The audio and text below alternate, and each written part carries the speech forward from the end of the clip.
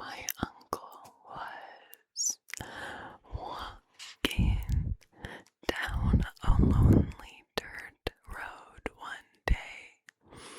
He came upon a man who was also walking down that road. The man looked at my uncle, and my uncle looked at the man. The man was scared of my uncle, and my uncle was scared of that man. But they kept on walking, and it began to get dark. The man looked at my uncle, and my uncle looked at the man. The man was very scared of my uncle, and my uncle was very scared of that man. But they kept on walking, and they came to a big woods. It was getting darker, and the man looked at my uncle, and my uncle looked at the man. The man was really scared of my uncle, and my uncle was really scared of that man. But they kept walking, and deep down into the woods they went. It was getting darker, and the man looked at my uncle, and my uncle looked at the man.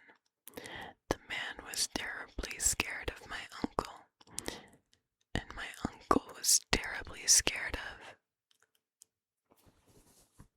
I'm supposed to scream now. What do you come for?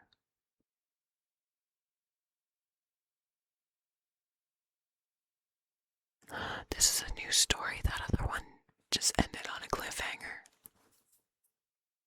Okay. That was that then, I guess. What do you come for is the name of the next one. There was an old woman who lived all by herself, and she was very lonely. Sitting in the kitchen one night, she said, "I wish I had some company." No sooner had she spoken than down the chimney tumbled 2 feet from the flesh had rotted. The old woman's eyes bulged with terror. Then 2 legs dropped to the hearth and attached themselves to the feet. Then a body tumbled down, then 2 arms and a man's head. As the old woman watched, the parts came together into a great gangling man. The man danced around and around the room. Faster and faster he went, then stopped, and he looked into her eyes. "What do you come for?" she asked in a small voice that shivered and shook. "What do I come for?" he said. "I come for you." Alright. Sounds good. Me, the Doughty Walker, spelled like Doughgh. There was a haunted house where every night a bloody head fell down the chimney. At least that's what people said, so nobody would stay there overnight. Then a rich man offered $200 to whoever would do it. And this boy said he would try if he could have his dog with him. So it was all settled. The very next night, the boy went to the house with his dog. To make it more cheerful, he started a fire in the fireplace. Then he sat in front of the fire and waited, and his dog waited with him. For a while, nothing happened, but a little after midnight, he heard someone singing softly.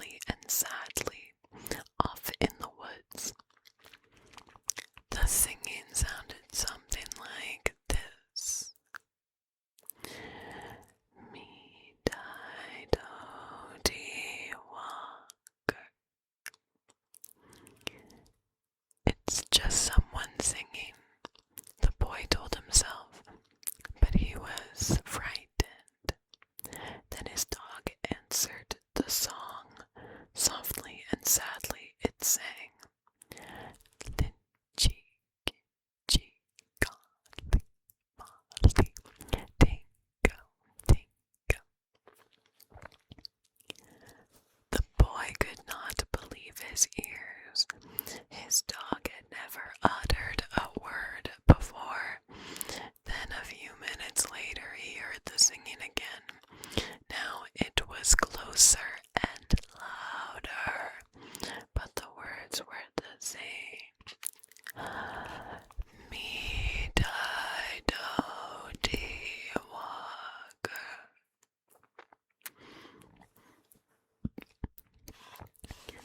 This time the boy tried to stop his dog from answering.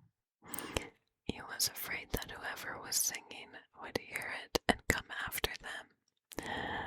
But his dog paid no attention, and again it sang. Glitchy, gitchy, golly, molly, dingo, dingo. A half hour later, the boy heard the singing again. Now it was in the backyard, and the song was the same. Me die do dee walker. Again the boy tried to keep his dog quiet, but the dog sang louder than ever.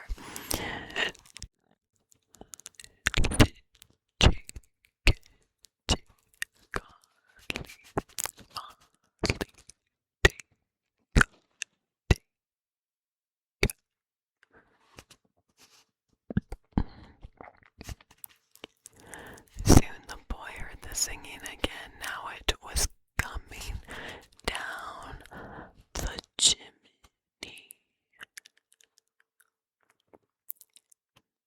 Me die do dee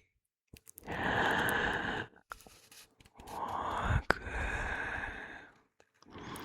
The dog sang right back.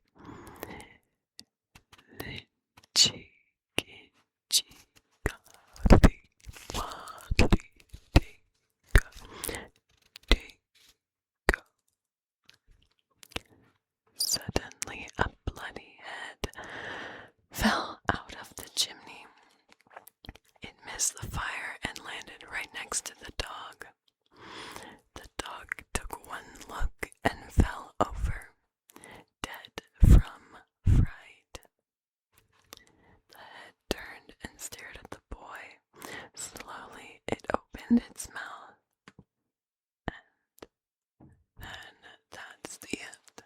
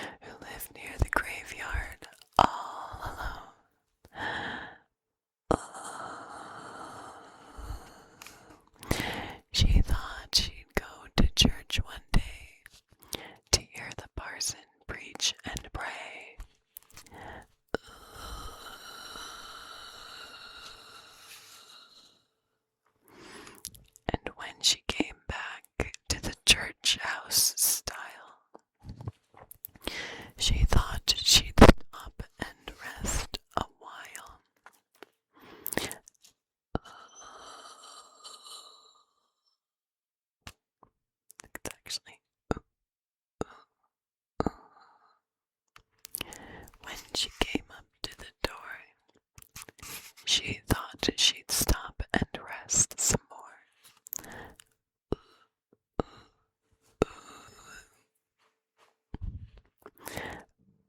But when she turned and looked around, she saw a corpse upon the ground.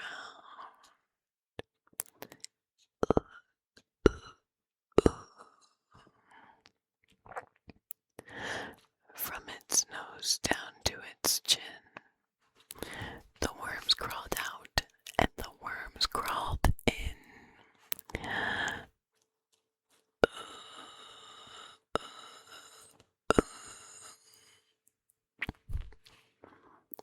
The woman to the preacher said,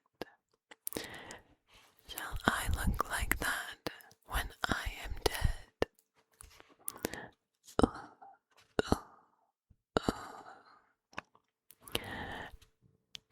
The preacher to the woman said, "You'll look like that when you're dead." That's funny. Ooh. It's a song. I should learn this song. There was an old lady with all skin and bone who lived near the graveyard all alone.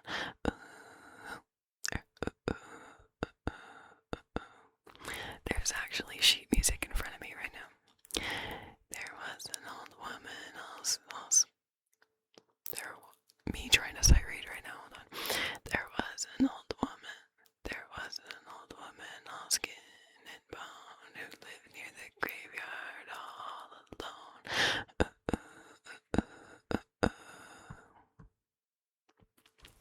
Love that. Okay. He heard footsteps coming up the cellar stairs.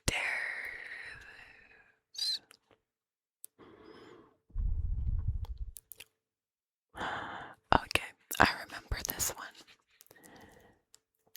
This is a story called The Thing. It has a really, really scary picture.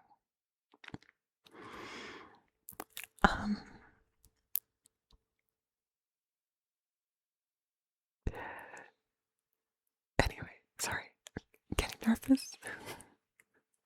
After this, I'll tell you the story that my sister told me when I was like 5, and then I was terrified of it for years after. Right, but this is The Thing. Ted Martin and Sam Miller were good friends. They spent a lot of time together. On this particular night, they were sitting on a fence near the post office, talking about one thing and another. There was a field of turnips across the road. Suddenly, they saw something crawl out of the field and stand up. It looked like a man, but in the dark, it was hard to tell for sure. Then it was gone. But soon it appeared again. It walked halfway across the road. Then it turned around and went back into the field. Then it came out a third time and darted toward them. By now, Ted and Sam were scared, and they started running.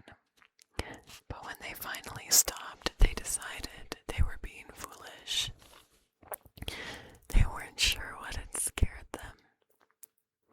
So they decided to go back and get a better look.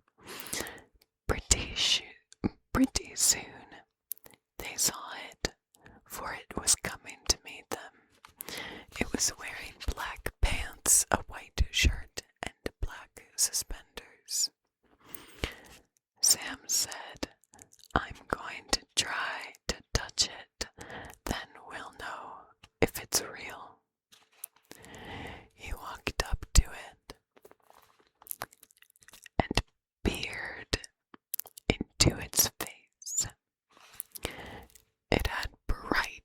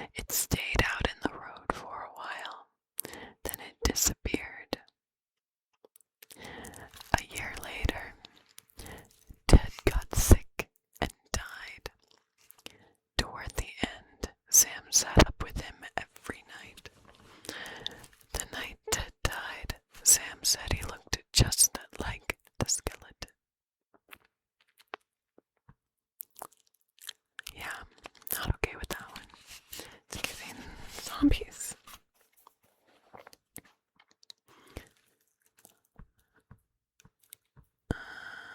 The white wolf. The timber wolves around French Creek had gotten out of hand. There were so many wolves, the farmers could not stop them from killing their cattle and sheep. So the state put a bounty on them. It would pay a hunter $10 for every wolf pelt he turned in. A butcher in town named Bill Williams thought that was pretty good money. He stopped working as a butcher and started killing wolves. He was good at it. Every year, he killed over 500 of them. That came to more than $5,000. 500, oh my god. Oh, every year, okay. It was quite a bit of money in those days. That's a lot of money now for me. After 4 or 5 years, Bill had killed so many wolves. There were hardly any left in that area. So he retired and he vowed never to harm another wolf because wolves had made him rich. Then one day a farmer reported that a white wolf had killed 2 of his sheep. He had shot it and hit it, but the bullets didn't have any effect. Soon that wolf was seen all over the countryside, killing and running, but nobody could stop it. One night it came into Bill's yard and killed his pet cow. Bill forgot about his decision never to harm another wolf. He went into town the next morning and bought a young lamb for bait. He took it out into the hills and tied it to a tree. Then he backed off about 50 yards and sat under another tree. With his gun in his lap, he waited. When Bill didn't come back, his friends started looking for him. Finally, they found the lamb. It was still tied to a tree. It was hungry, but it was alive. Then they found Bill. He was sitting against the other tree, but he was dead. His throat had been torn. But there was no sign of a struggle. His gun hadn't been fired, and there were no tracks in the soil around him. As for the white wolf, it was never seen again. Okay. The haunted house. The haunted house.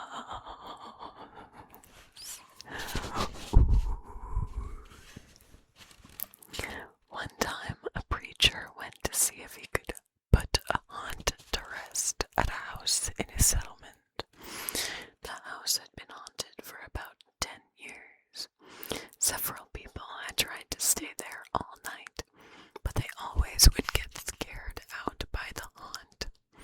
So this preacher took his Bible and went to the house, went on in it, built himself a good fire, and lit a lamp. Sat there reading the Bible. Then just before midnight he heard something start up in the cellar, walking back and forth, back and forth, back and forth, back and forth. Then it sounded just like somebody trying to scream and getting choked off. Then there was a lot of thrashing around and struggling, and finally everything got quiet. The old preacher took up his Bible again, but before he could start reading, he heard the footsteps coming up the cellar stairs. He sat watching the door to the cellar, and the footsteps kept coming closer and closer.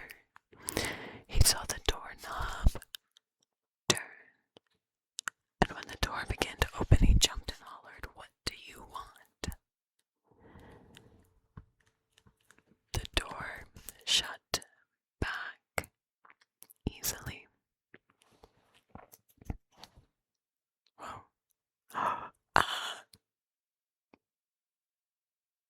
Sorry, I saw the picture and it scared me. Sorry, I just made up that sentence. I just read the door.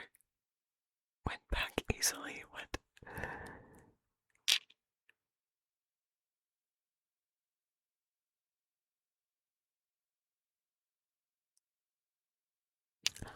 Oh, okay, there it is. Okay.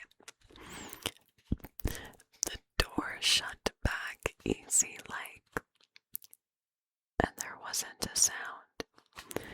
The preacher was trembling a little, but he finally opened the Bible and read a while. Then he got up and laid the book on the chair and went to mending the fire. Then the aunt started walking again and step,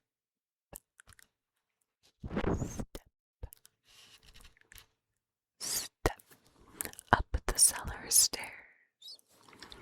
The old preacher sat watching the door, saw the doorknob turn and the door open. It looked like a young woman. He backed up and said, "Who are you? What do you want?" The aunt sort of swayed like she didn't know what to do. Then she just faded out. The old preacher waited, and when he didn't hear any more noise, he went over and shut the door. He was sweating and trembling all over, but he was a brave man, and he thought he'd be able to see it through. So he turned his chair to where he could watch, and he sat down and waited. It wasn't long before he heard the aunt start up again, slowly. Step, step, step, step, closer and closer, step, step, and it was right at the door. The preacher stood up and held his Bible out before him. Then the knob slowly turned, and the door opened wide. This time, the preacher spoke quietly. He said, "In the name of the Father, the Son, and the Holy Ghost, who are you and what do you want?" The aunt came right across the room, straight to him, and took hold of his coat. It was a young woman about 20 years old. Her hair was torn and tangled, and the flesh was dropping off her face, so you could see the bones and part of her teeth. She had no eyeballs, but there was a sort of blue light way back in her eye sockets, and she had no nose to her face. Then she started talking. It sounded like her voice was coming and going with the wind blowing it.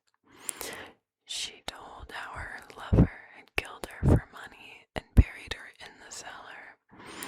She said if the preacher would dig up her bones and bury her properly, she could rest. Then she told him to take the end joint of the little finger from her left hand and to lay it in the collection plate at the next church meeting, and he'd find out who had murdered her. And she said, "If you come back here one more after that, you'll hear my voice at midnight, and I'll tell you where my money is hid, and you can give it to the church." The aunt sobbed like she was tired, and she sunk down toward the floor and was gone. The preacher found her bones and buried them in the graveyard. The next Sunday, the preacher put the finger bone in the collection plate, and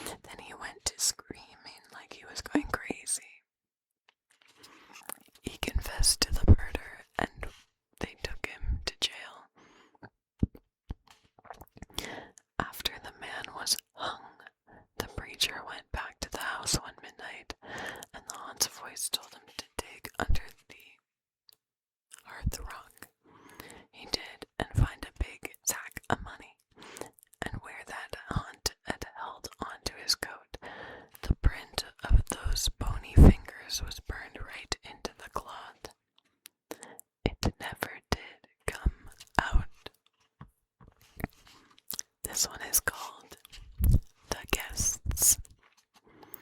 A young man and his wife were on a trip to visit his mother. Usually they arrived in time for supper, but they had gotten a late start, and now it was getting dark, so they decided to look for a place to stay overnight and go on in the morning. Just off the road, they saw a small house in the woods. Maybe they rent rooms, the wife said. So they stopped to ask. An elderly man and woman came to the door. They didn't rent rooms, they said, but they would be glad to have them stay overnight as their guests. They had plenty of room and they would enjoy the company. The old woman made coffee and brought out some cake, and the four of them talked for a while. Then the young couple were taken to their rooms. They again explained that they wanted to pay for this, but the old man said he would not accept any money. The young couple got up early the next morning before their hosts had awakened. On a table near the front door, they left an envelope with some money in it for the room. Then they went on to the next town. They stopped in a restaurant and had breakfast. When they told the owner where they had stayed, he was shocked. That can't be, he said. That house burned to the ground, and the man and woman who lived there died in the fire. The young couple could not believe it, so they went back to the house. Only now there was no house. All they found was a burned out shell. They stood staring at the ruins, trying to understand what had happened. Then the woman screamed. In the rubble was a badly burned table, like the one they had seen by the front door. On the table was the envelope they had left that morning.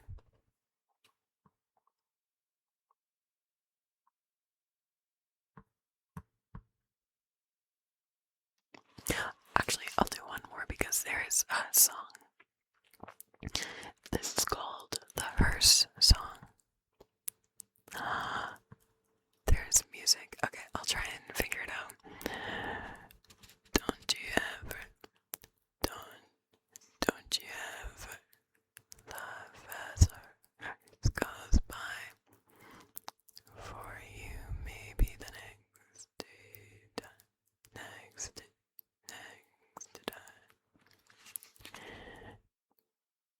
Don't you ever love, don't you ever love, don't you ever, don't you ever love others goodbye, for you may be the next time. Don't you ever. It's in 6. 1, 2, 3, 4, 5, 6. 1, 2, 3, 4, 5, 6. 1, 2, 1, 2. I can't figure this out without a piano. Don't you ever love as hers goes by, for you may be the next time. I'll go with that. It's not perfect, but you know. Don't you ever love as hers goes by, for you may be the next one to die. They wrap you up in a big white sheet from your head down to your feet. Then they put you in a big black box and cover you with dirt and rocks. And all goes well for about a week. Then your coffin begins to leak. The worms crawl in, the worms crawl out. The worms play Pinocchio on your snout. They eat your eyes, they eat your nose, they eat the jelly between your toes. A big green worm with rolling eyes crawls out your stomach and out your eyes. Your stomach turns a slimy green, and pus pours out like whipping cream. You spread it on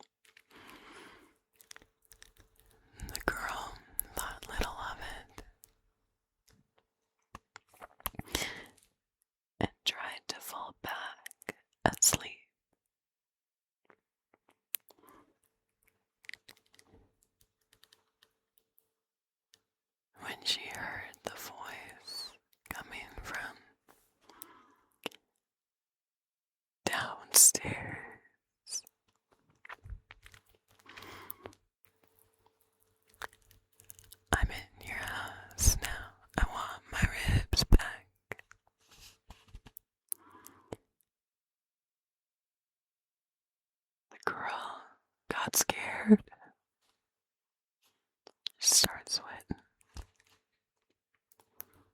Then she hears the voice at the bottom of the stairs.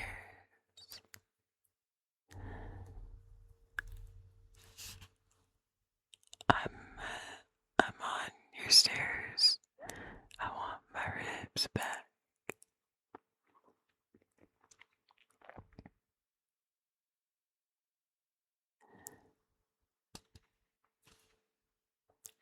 She hears, I'm on your first step. I want my ribs back.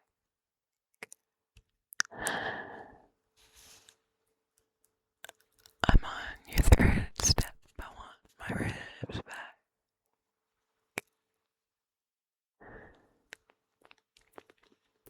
I'm on your sixth step. I want my ribs back.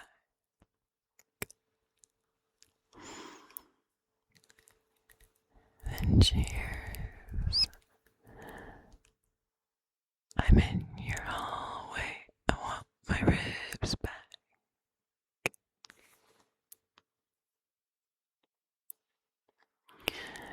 The voice got closer and closer.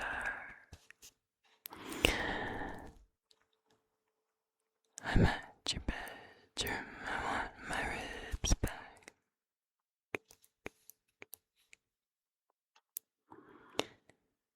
The door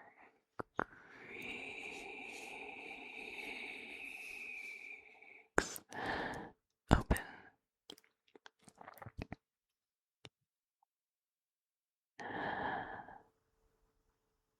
I'm at your bedside.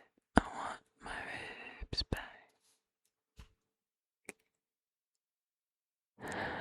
The next morning, her mother calls to wake her up for school, but she hears nothing. She doesn't get up. She finds her. She goes to her room and finds her with her ribs stolen. And that traumatized symphonic sounds when she was a child. My sister told it better though. I gotta get her to, she won't remember it, but I remember it very vividly. Alright. Have a good night, you guys. Have a good night. It's very late right now. It's 2:30 a.m.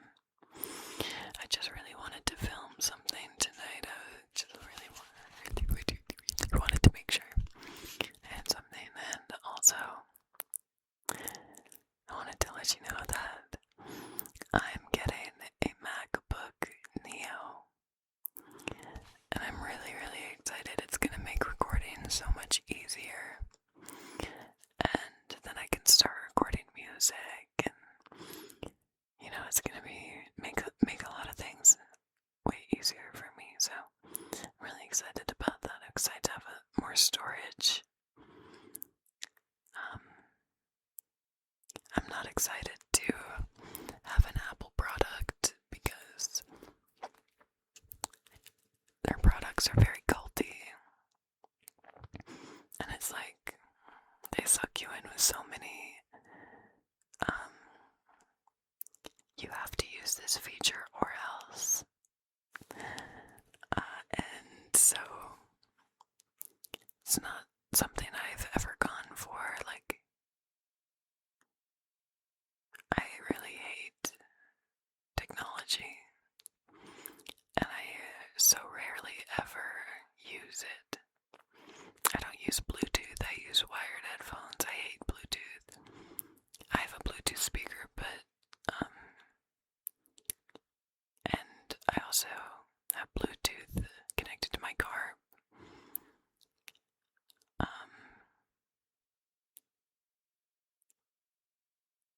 It's just so finicky, so I only use it when I have to.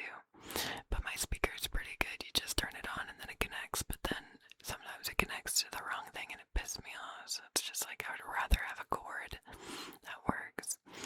Getting a phone that got rid of the